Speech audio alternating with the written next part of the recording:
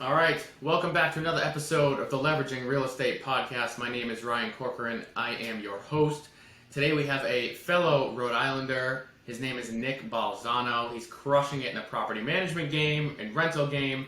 Thanks for joining me, Nick. How are you doing today? Excellent, Ryan. Thanks for having me, man. Happy to be here. Yeah, this should be fun.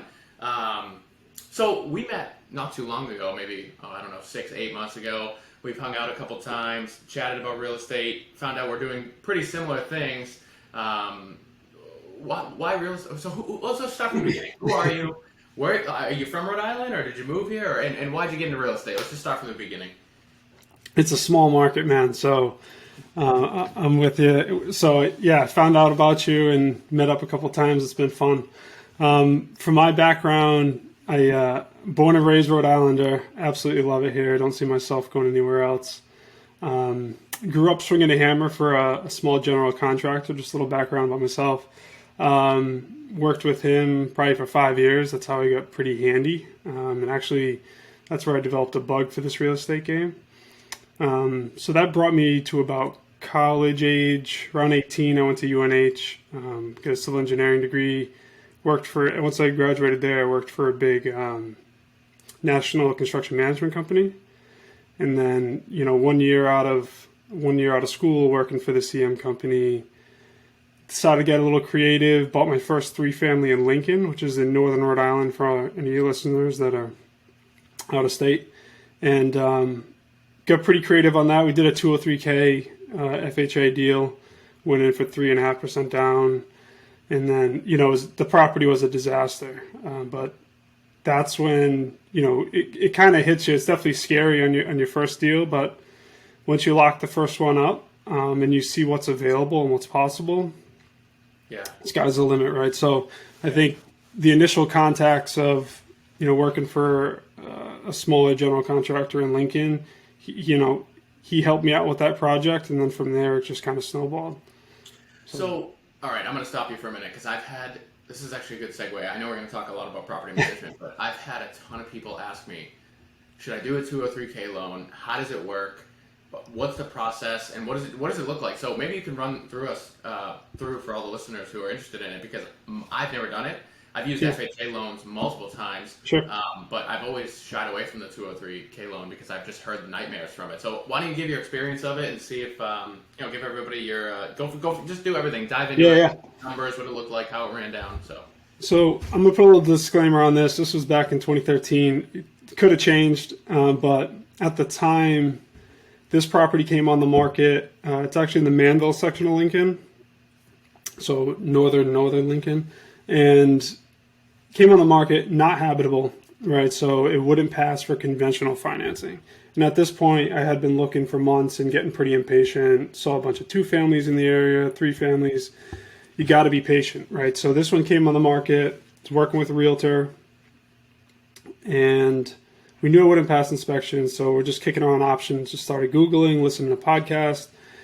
Came across this thing called the 203K loan. Now, the lenders that I was working with was not familiar with it, or they didn't offer it through their institution. Eventually came upon somebody, I think it was at Wells Fargo. He has since left and went to a couple other banks, but used Wells Fargo to basically just go through the whole 203K process. So really just overarching view, or if you take a step back, it's designed to allow you to roll your construction cost into your mortgage. So the important thing to have up front is a general contractor that you can partner with that is going to give you your repair estimates that you can use with the bank to develop a scope of work, put your estimates together, and then find out what your all-in cost is going to be. The cost to purchase the property, but also your renovation costs. Those things are going to be lumped together to give you one mortgage payment at the end of the project, right? So that's the beautiful thing about it. You're not getting 2 separate loans. It's actually one loan, but you and your general contractor need to be in lockstep. So you need to be first confident on the budget, right, that you submit to the bank, because whatever, there's contingencies built in, but you want to try to be right on. I think there's a 3 or 5% contingency that they add on to your number, because like we all know, construction projects can grow pretty easy, especially on a pretty rough shaped 3-family. So you develop that scope of work with your contractor. You get bids for, say, your electrical, your plumbing, the stuff that he doesn't do, any of your subs. Put that all together, submit it to the bank. The bank will hire like an individual appraiser to come out and validate that, but also look at it internally.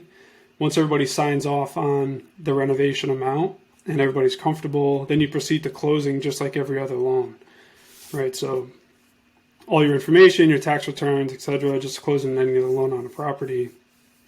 Then once you close, we bought that house for, I think it was $108,000 back in 2013, which is, wish we had that again now. And then we went in on a renovation cost of $50K. So once you close on the loan, you get the house, you then start your work, and the money gets released through draws. So you'll complete a certain aspect of the scope of work. You'll email the bank or your contact there and say, look, I'm ready for the first draw. They'll send that adjuster out, that appraiser out to come out and look, say, yep, he did it. He'll send a report back, and then they'll send you a joint check for you and your contractor both to sign. So do you have to fund it up front? Nope. So the closing was a 3.5%. So same thing, it's an FHA product, 3.5% of, and I believe it was the total cost. So in this case, it would have been the 150, 160 number. Yeah, very cool. Okay, and so do you refinance out after that, or do you stick into the FHA? Okay. Rolls into a fixed 30-year loan. Okay, so go ahead. I was just going to say, so let's be blunt with the audience. Would you go through this process again if you were starting? Absolutely. 100%? Okay. Yeah, absolutely. And again, I think it helps you get into those properties that wouldn't pass for conventional financing. It's one more way to get or use the products that are available to us, right? Here in the United States, we have the most unbelievable mortgage products and things that, we should be taking advantage of if we can. And that's one of them. So, absolutely. Awesome. All right. So after we finished this 203K loan, did you live in this property, or did you rent it or sell it, or house hack? Right. That's part of the process, right? Okay. And so you need to live there, right? So we lived there. Definitely went over that threshold. We lived there for 3 or 4 years. Up on the 3rd floor, rented the first 2. I know you did some house hacking yourself. Yeah, I literally did the exact same thing. I didn't use an FHA loan. I used private money to buy it, but same thing. Yeah, man. Lived on top of it. So that was good. And then from there, we rolled into another FHA loan into Providence on the east side, into a 2-family. And in between that, purchased some stuff with seller financing in Bristol, and it's just been a busy kind of 10 years here. Cool. So what does it look like now? What does the portfolio look like now, and what's your business look like? And give us a scope of what you look like. Yep. So get some multis up in Lincoln. So I actually grew up in Lincoln, so that's where the love of the town came from. Wanted to get buy some property there and live there for a bit. Own some multis on the east side of Providence. And then in Bristol, I have a commercial building, a couple single-family houses, and a house in Barrington. So really northern Rhode Island, central Providence, and then the East Bay, kind of going all in on the East Bay now too. So okay.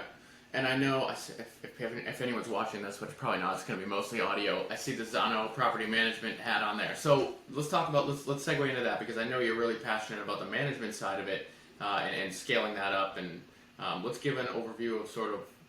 Well, why don't we do this? If you start buying property, should you have a manager or should you do it yourself? Nice. Yeah. So Balzano PM was started back in 2018. To manage my personal assets as I just started to accumulating them. And I think for any kind of first-time landlords listening to this, you want to find the most effective way for you to manage your property and make some money. And, there are just so many tools out there. I think for me, starting a management company just made sense given my background, both from a construction end, then, working for a large construction manager, but also just having the technical skills to actually do the work myself. When I first started in the early years, I was doing all the work myself, with the exception of the licensed trades, the electrician, the plumber, the mechanical contractor. Mm-hmm. So had that, and then actually became a realtor in the last couple of years as well. So putting all those things together, it was the best way for me to put the tools and my skill set that I was passionate about into just helping other folks, right? So again, management company, I started to manage my own assets, and then I just really developed a knack for finding better ways to do it. I'm definitely kind of geeky when it comes to software and how can we make this business more efficient and, you know, get myself better returns, get my clients better returns. So I think that coupled with the contract relationships that I've developed over the years, it was a good opportunity for me to do right by investors in our community, but also, you know, give back a bit. And we can talk about the Balzano Foundation at the end of the podcast, but this is something that I'm definitely passionate about. I think, you know, Zano PM does it better than, you know, everybody else in the state. We're a smaller approach, definitely not a spray and pray strategy like most. You know, just taking on any doors that you can. So really our mission, we want to partner with homeowners that, you know, share the same values as us, right? We want homeowners that want to take care of their asset for the long term, and also provide, you know, housing to our communities that's attractive and, you know, market rate, et cetera. So, you know, number one is getting them the returns that they need. And again, that's through our operations that we've streamlined over the years, but also helping them level up into other assets. And we can talk about, you know, things that we're doing, Ryan, at the end of the podcast about marketing and ways of finding off-market deals. I mean, for instance, you know, one of my clients in Bristol, managed a couple single families for him. We actually got into the college rental market a little bit with Roger Williams students, which we're pretty passionate about. And that's just a whole operational intensive thing in itself. But, you know, that's been great for us. And that particular investor wants to grow into more multis in Bristol. So, you know, we're actively looking at stuff either off market or on market. I'm helping them underwrite those properties. So it's very much a partner approach. Yeah. I think, you know, some of the things that differentiated us, or some of the clients that have come to us over the years, have just mentioned, you know, a couple big things stick out, and it's communication and it's the maintenance side. The maintenance side will kill you, you know, if you're an investor from, depending on the property manager you manage with or you partner with, or if you're managing that yourself. Yeah. Just the numbers itself and the trade you decide to partner with, you know? Yeah. So, okay. So when somebody starts to build up their portfolio, when is it time to bring a property manager on? Or should they be doing it themselves for the first one or second one? Or so give us perspective on when you stopped doing everything yourself and you started your own property management. What position were you at, and how many units were you at, and just basically when's that transition time? Sure.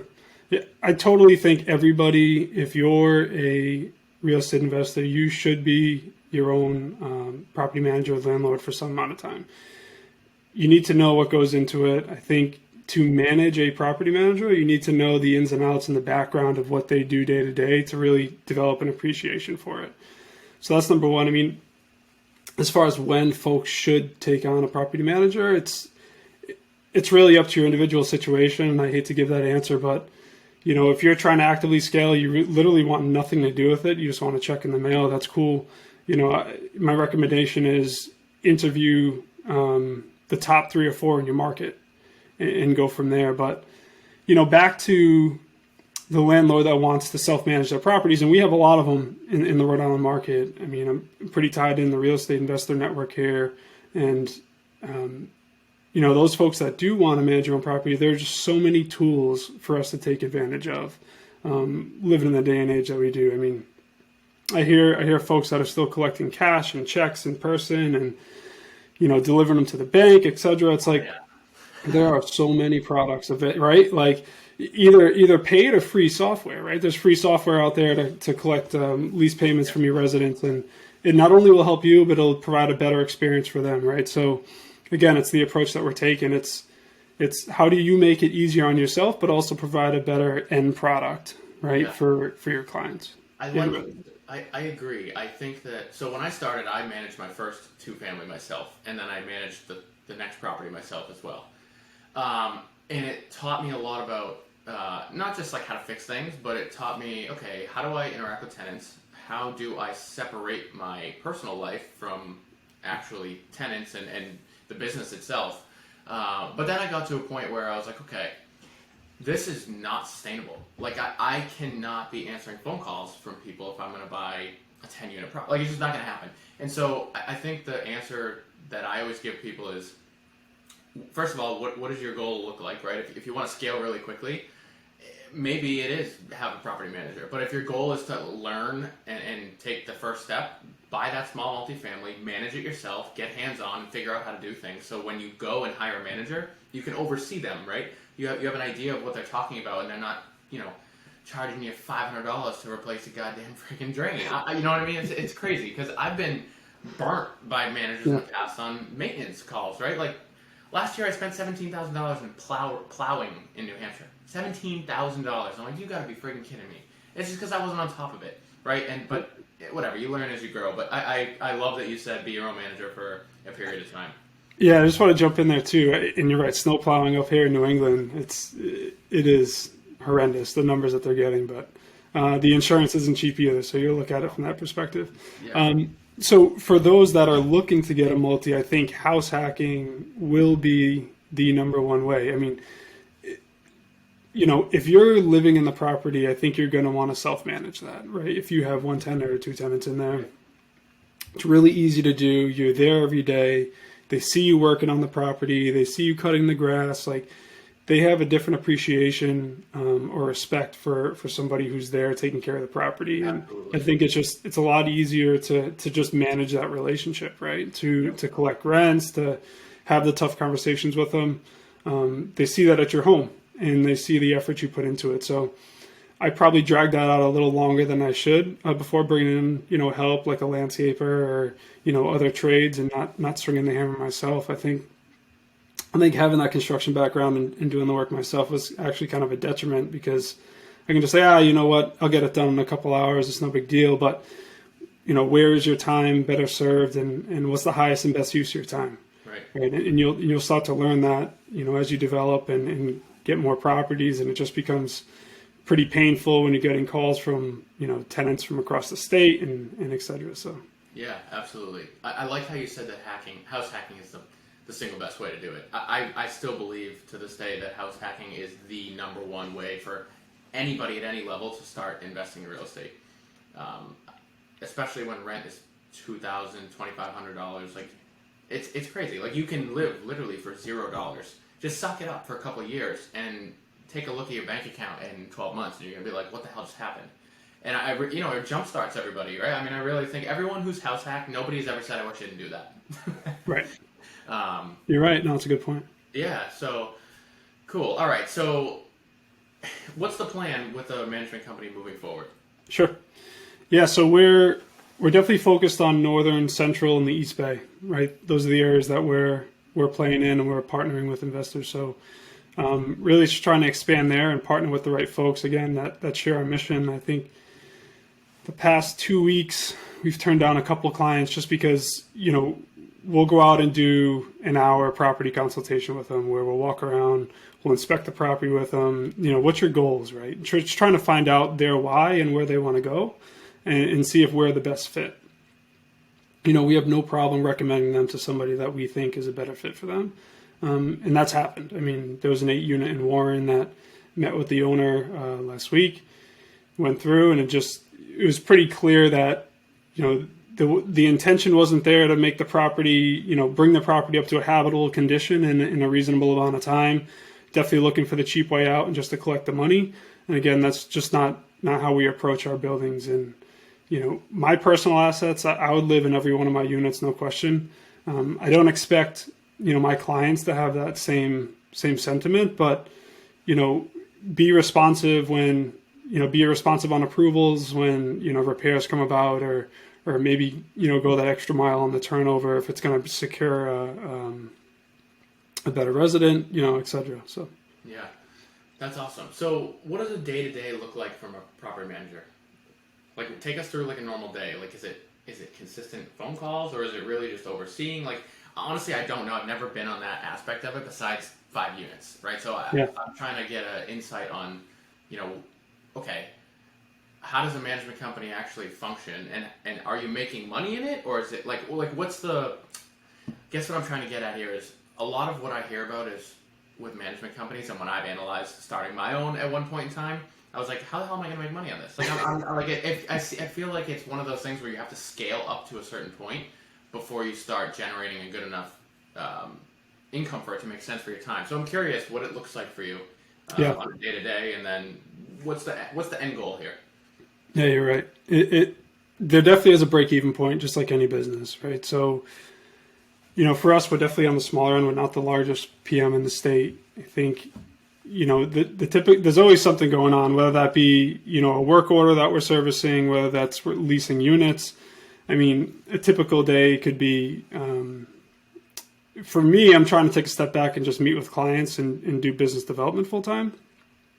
But working day to day in the business, it was showing units. It was going to meet with residents that may have, that have an issue with, whatever, a repair on their unit, doing move in and move out inspections. Again, it depends on the size of your team. And, we now have folks that will help service each of those responsibilities. But also from an office side, the bookkeeper, somebody who does the electronic leases,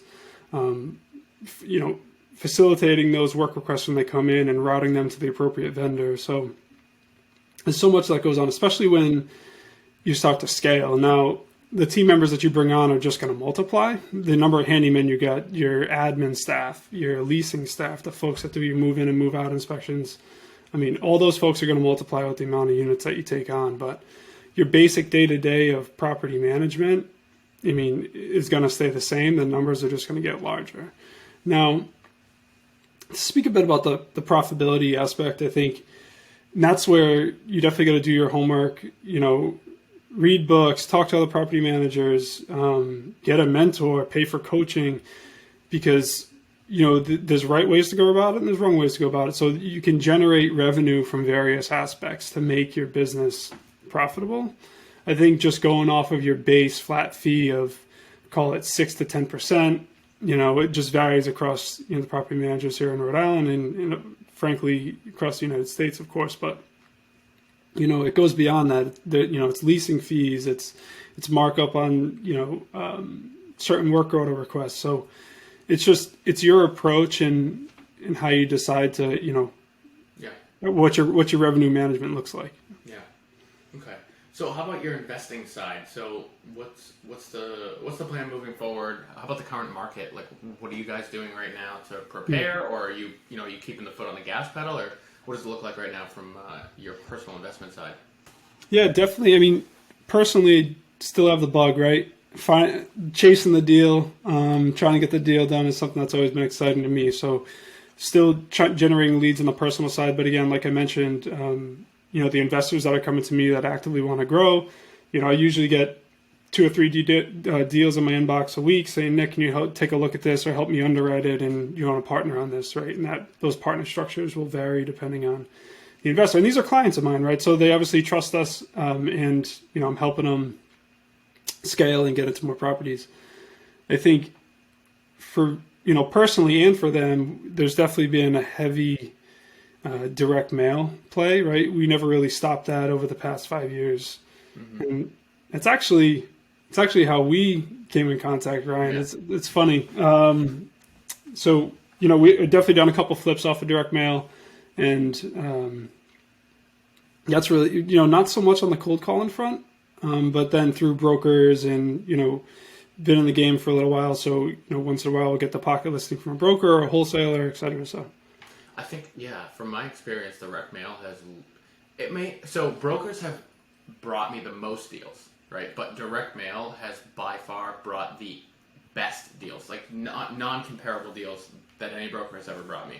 And so I am a huge proponent of direct mail in any market because you really control the outcome. Like whether it works or not, you have the ability to negotiate with this person without a middleman. And I just want to touch on this for a minute too, from my own experience. Most of the time when you're working through a broker, there's also another broker involved, right? So you have not just one person being the middle. You have 2 people you have to get through to relay your information to the seller. So let's say you have a property under contract and you get your inspection report done, a $1,500 inspection report, and you want to have a $30,000 seller credit. When your agent tells the other agent that I want a $30,000 seller credit, 9 times out of 10, the seller on the other side is like, well, screw off. Like, what the, like, I don't want to do that. But in reality, if you were just in conversation with the seller, you could have a full-out conversation and speak to this person about why you actually want the $30,000. You can be empathetic towards them. You can work out other ways. Like, there's just so many ways where you can be creative, and that's where I've excelled, and I know that's where you've excelled. So why don't we talk a little bit about being creative with some of these skills? Can you give us an example of a creative deal you put together? You hit it on the head, Ryan. It's like the hardest thing about real estate is there's too many ways to make money. And if you have, right? And if you have the shiny object syndrome, which I think all of us that are involved in, investing in real estate definitely have that to some extent, some more than others. Oh, I listened to a podcast and, residential assisted living. Wow. $5,000 a month. That's amazing. But you look on the back end, you're like, maybe that's a little bit too much. So then you bounce to the next thing and it's like, direct mail or cold calling or, self-storage. So there's just so many. You just need to stay disciplined and focused on one thing. And I think that's the hardest part about direct mail, particularly when I got started, and probably got started just like everybody else, handwriting letters to properties that we drove by that were in tough shape. And again, back to leveraging the tools that we have available to us. If you're still handwriting letters, maybe you got a reason for it, but if you're trying to send letters out in bulk, there's definitely products out there to help you do that. Yeah. So again, too many ways to make money. Stay focused and stay focused on one thing. So the past 5 years, we've been mailing a bunch, not as much as some of the wholesalers that we're familiar with, but enough to generate a few deals a year. And I think you hit it on the head again about being creative and having that opportunity to be creative because you're talking directly to the seller. So I'll talk about that 2-family in Pawtucket off of Blackstone. We had the seller reach out after the 4th piece of mail. And that's the one that I bought from you? Yeah. Okay, awesome. This will be a good segue. So you gave away the punchline, right? So in again, just direct, it's consistent, focused and consistent action, right? So especially when I was starting off, it was, I mailed 2 or 3 times, nothing happened. But really your leads are going to come from the 4th letter, the 5th letter, the 6th letter. Oh my God, dude, preach. 100%. And it's so easy to say, this doesn't work, or my list sucks, or whatever. The market's down. Yeah, I just spent $800 and I didn't get one phone call back. I just spent another $800 and get one phone call back. But what you don't know is if you do it more. Yeah, look, when you're short on cash, it's not cheap. In there. Yep. I know. Right. So I get it, but you need to, figure out how many properties you're going to mail, budget for at least 6 batches of mail to go out, and just think of that money as spent. That's what. So you just don't budget for 1 or 2 or 3 mailers and just say this doesn't work. Follow that through, right? So the property that we got a call, this was a flip we did in 2021, was from a seller of a 2-family in Pawtucket. Again, he called on the 4th letter, and we know it was the 4th letter because we, keep our spreadsheet updated every time we send mail out. And there's some telltale signs when they call you if it's going to work out or not. Usually, if you talk to enough sellers, you're going to have a good idea within that first phone call where this thing's going to go, and just by the questions they ask, the tone they ask them, etc. So, this individual is definitely interested. He was an older landlord. His pain point was he was, sick of managing residents.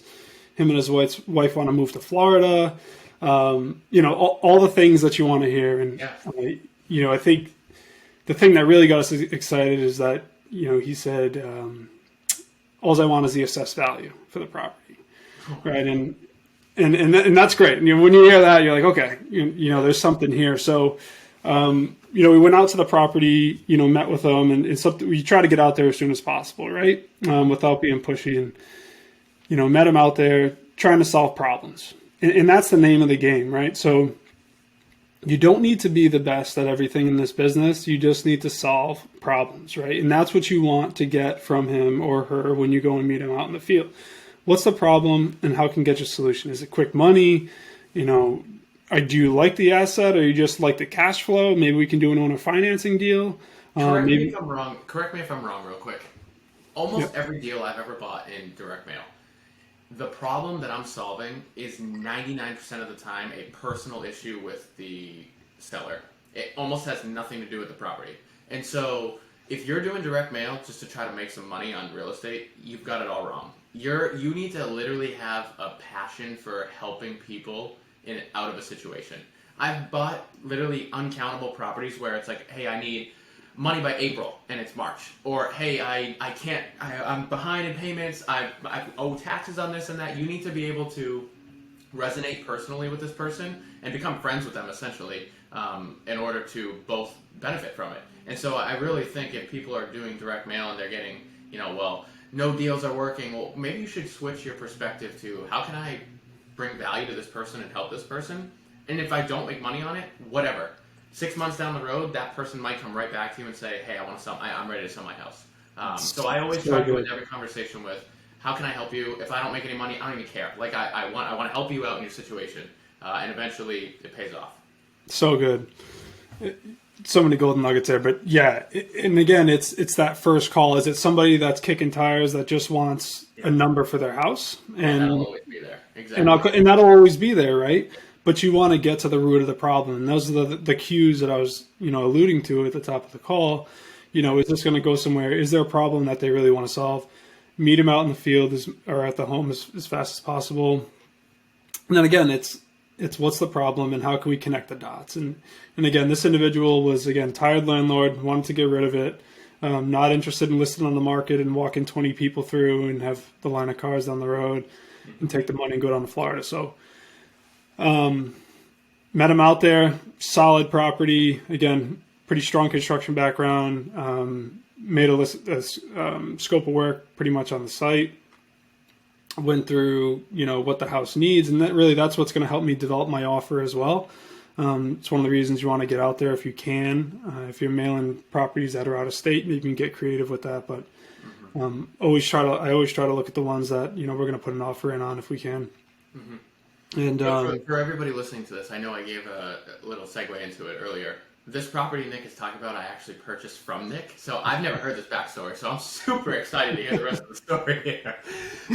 So what happened after you walked the property, put an offer in? Did he just accept it the first time, or did you guys have negotiation? Or no, I wish, right? You always wish. So he wanted a number. The property needed some work. I think walking out of there, I had an idea it was going to be between 70 and 80,000 to get it to where I want it to be.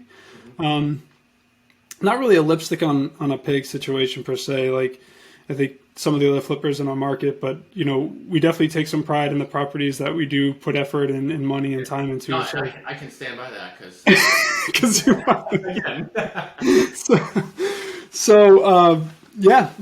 So it took Ryan, and you're right, and it's not the first time. So we took maybe 3 or 4 meetings in person. Just first you want to. This is the range after the walkthrough. This is the range that I'm thinking of, right? And it's going to be in this area. It's going to be in high 2s, low 3s. Does that sound about where you were thinking, right? Just to see if this is going to go anywhere. And you don't want to waste anybody's time, right? Him or her, their time's valuable, the seller's time's valuable, your time's valuable. Is it going to work? So yeah, okay, so we're in the range, and now it's just refining that and getting down to the number. And that's when some of your negotiation skills come in, and you want to sit with them and again get comfortable. It's not like sitting across the table with this adversarial relationship. You need to just state your position and why that number makes sense, right? Yeah. Maybe they don't know the costs that go into renovations now, or the price of materials, etc. And if you can, be totally transparent, right? Lay out your numbers. This is how much it's going to cost, and this is why I backed into the number that I have. Yeah. And when you do that, it's tough to sit there and disagree with you unless they have a really good point. So you get probably, like I said, 3 or 4 meetings. We sat down, went through the purchase and sales agreement, and And then, once everybody was good, and this was probably over, let's say about a month and a half of just kind of going back and forth and getting comfortable with each other. Because put yourself in their shoes too, right? Who's this guy coming in, and can he close? And, is he professional, in, both appearance, how he, interacts with me? Like, they're trying to figure you out just as much as you're trying to figure them out. So this is gold. So if you have a couple more minutes, I want to dive into something that you've been talking about here. So it takes experience, though, right? So like when you're talking to these people, the first time you pick up the phone, like it's going to be kind of a shock, right? When you get a call back from a direct mail, like, oh my God, someone's calling me. What do I do? Right? I remember that. But after you have a bunch of conversations with people, you learn how to do this, right? You learn how to extract the information that you need about the problem that they're in order to help them. So I'm going to give 2 examples. I had a call back from a 6-unit property in Pawtucket, Rhode Island as well. And the lady was like, no, I want $600,000. And she was 3 months of me trying to call her like weekly, 600. Then I found out why she wanted to actually sell the property. Her husband had an eye injury. He was the one managing all of their properties. He couldn't manage it at all anymore. It was getting way too much work for them, right? So I met them in person 3 or 4 times, sat down, I helped them clean out their properties. Like I was doing literally manual labor for them for nothing. I ended up buying the property for $425, turning around and selling it for $575 in 3 weeks.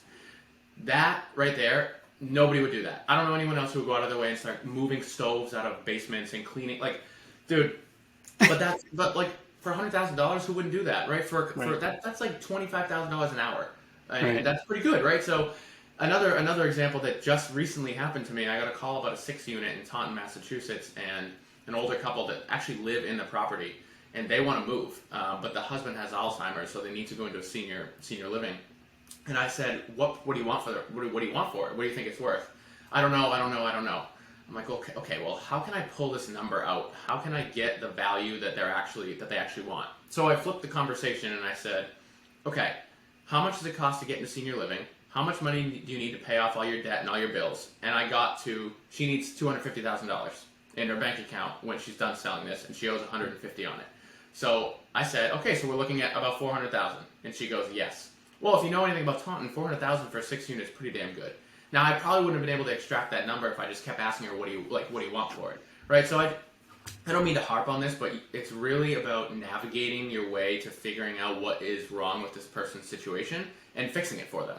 And I mean, we both have a lot of experience in this, so we can talk about this for hours. I don't want to keep harping on it, but that's the biggest summary that I can give on direct mail and why it works. No, 100%. And just back to that 2-family quick. So when that finished up, I ended up becoming a realtor while we were doing that, and then partnered with one of the larger brokers in the state, Ryan, that you're obviously friendly with. So the broker actually brought me a buyer before we even finished the property. Said this person's interested in it. Let's not even list it and go direct to them. And it was for the price we were asking. And then this buyer's asking for all the seller credits, and we're going back and and I'm like, who is this? This guy actually knows his stuff. I'm like, wow, he wants the 10K seller credit and get the FHA. This guy is on it. And anyway, transaction went through, closed, of course. And by the end of it, I'm like, I got to meet this guy. And turns out it was Ryan. It wasn't me. So then what ended up happening with it? So, yeah, well, first of all, I didn't know all this stuff. It's really cool. I like listening. I just like hearing the backstories about properties because you never know, especially when you go through an agent. The market honestly just took off. It was going up, and honestly, the offer that I gave you, I thought was a fair offer. And I'm sure you probably thought it was close, and the agent thought it was close. Well, 6 months later, it was worth $100,000 more without me doing any work. I will say, though, that I leased the property for rents that were unheard of. So, like, we had $2,500 for a 2-bed apartment in Pawtucket. And this is right on the east side, right? So I think people probably saw that, and they were like, well, holy shit, if I can rent both of them for $2,500, it's $5,000 a month. That's way more than, they're going to make $1,000 a month. My plan was actually to move into it for a little bit, but we ended up just renting it out and selling it. So thank you. Of course. No, it's just funny though the way that you meet people through direct mail and how you build connections through it. I want to keep the direct mail thing, dude. I've met partners where I own 100 units with a guy who I met through a direct mail letter. Like it's crazy. It really is super powerful, and that's why I really push the direct mail. But it's also the network too, right, Ryan? Like, I don't, we obviously wouldn't have met if it wasn't for that broker, that brought us together. But there's just so much opportunity, right? And even just back to that deal, it's we both made the money we were looking to make. Yeah.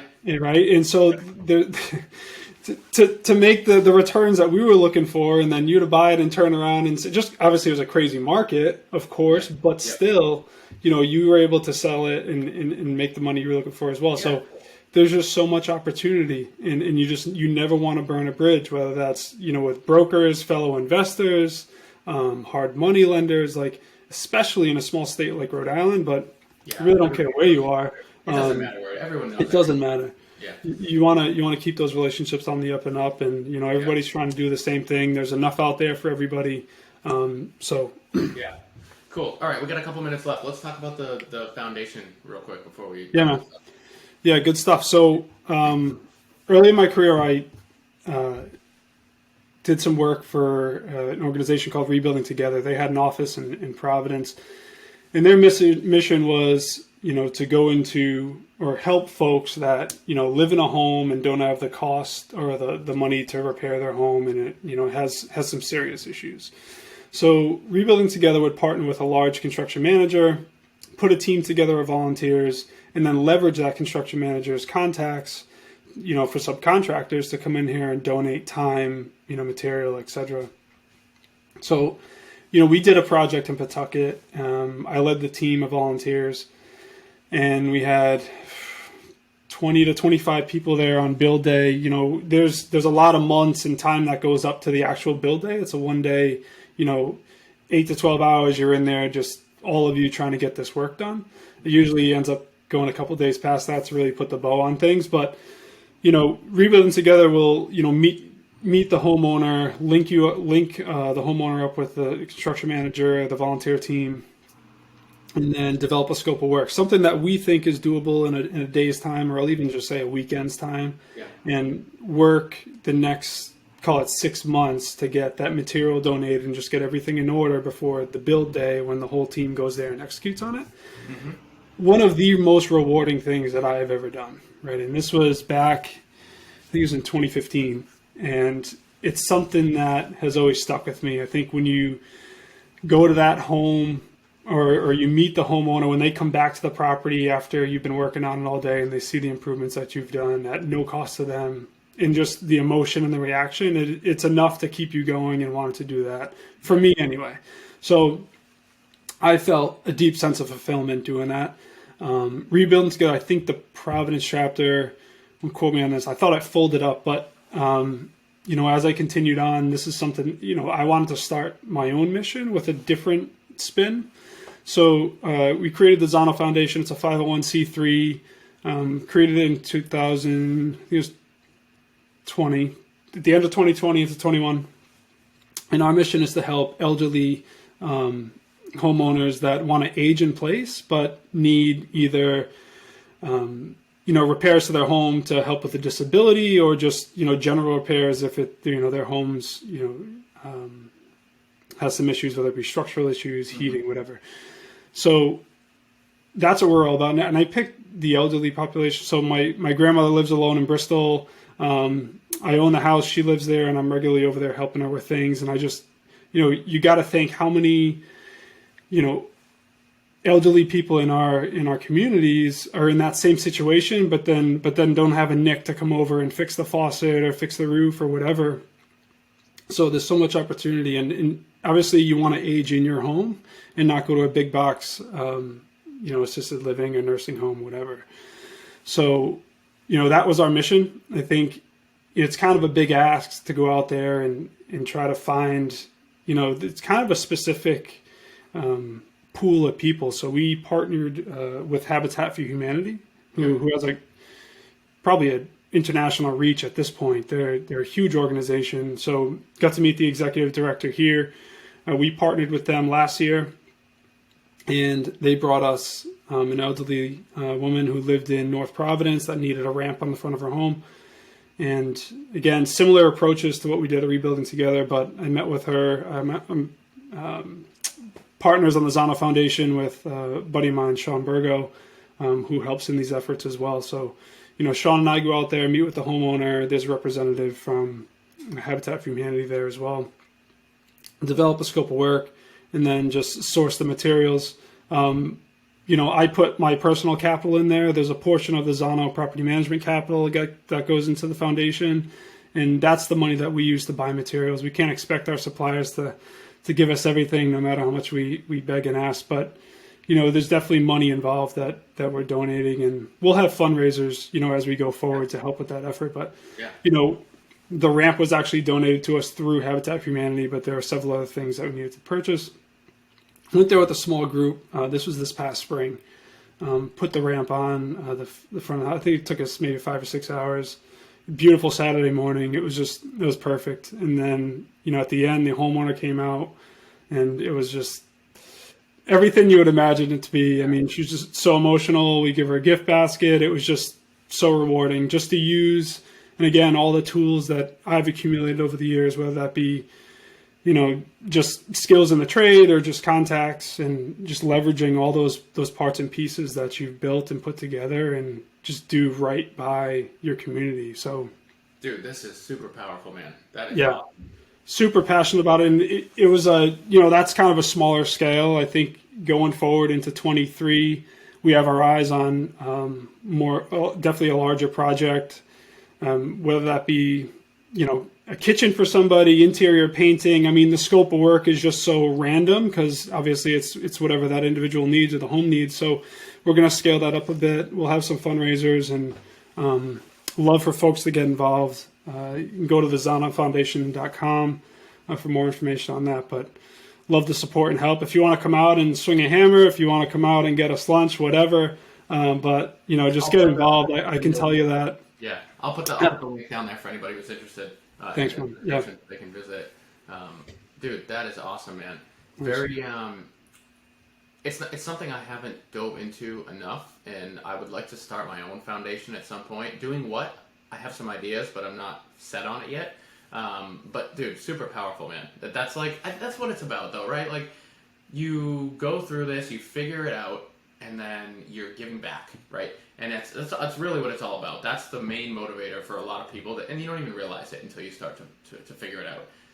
But honestly, very admirable. That's awesome, man. Yeah, thank you, Ryan. I think that drive, I think, and that will to do right by our communities transcends, again, the property management company to the foundation, just to how we approach solving problems for people in our communities, right? There's so much opportunity.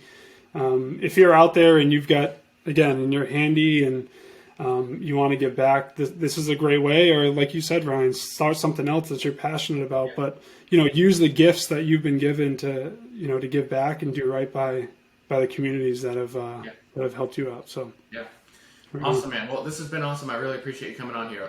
One more question. We'll keep it simple. What is an actionable tip that somebody can take away from this podcast if they would like to start a property management company? Love that. Again, I think if you want to start a PM company, you gotta get some experience, whether that be house hacking and doing it on your own, or maybe that's going to work for a property management company and getting the experience through them. So I'd say if you don't own a property, you don't have any management experience, I try to link up with a larger property management provider in your market. Either work for them, try to develop some sort of mentorship. So there's a lot of opportunity there, and it's again. But I think if you manage property yourself, there's definitely there's courses out there. There's mentors you can leverage to figure out how you can scale this thing. And there's a lot of, I don't want to say red tape, but there's definitely some regulation to doing this, and you want to make sure that your company is on the up and up, right? So, and I think you're going to go a lot further by leveraging those who have done it, obviously. Yeah.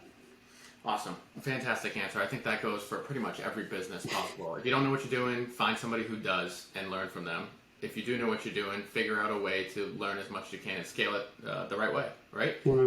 Awesome, man. Well, this has been super awesome. I hope everybody, I know everyone's going to get a ton of information from this, and hopefully it lights a fire under some people who are looking to get into property management. Yeah, man. Thank you very much. Appreciate it, man. Appreciate it. Talk to you soon.